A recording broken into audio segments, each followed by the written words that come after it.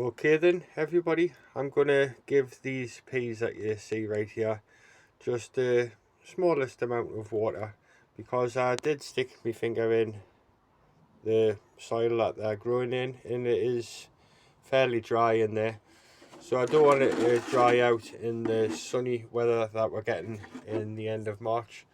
So I'm just going to put literally the smallest trickle of water over these, because they're just like slightly moist conditions, do peas.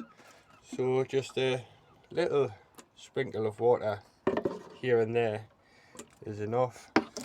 And you want to create a situation where the substrate is moist, like a wrung out sponge, but not overly wet, because early peas sown early in the year, or peas in general, only like slightly moist soil. And that's it. So I'm not going to give them any more than that. That is ample for what's going on in here, and it just ensures that the substrate doesn't dry out.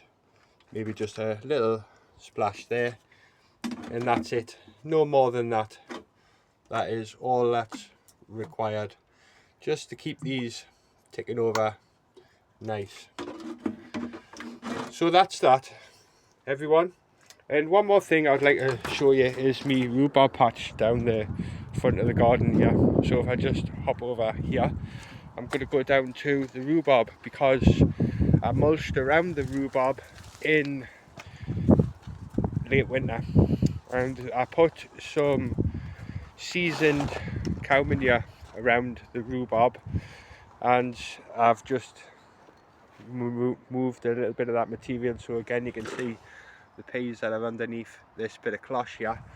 But the rhubarb over here, I put some seasoned manure around the rhubarb, and this is me rhubarb patch right here, and this will feed the rhubarb really well throughout the growing season, and it'll also help to hold on to some nice moisture when it rains or when I water the rhubarb patch, because the nature of the manure, as the worms and other organisms in the soil incorporated in, is that it's good at holding on to moisture, which is something that rhubarb really like.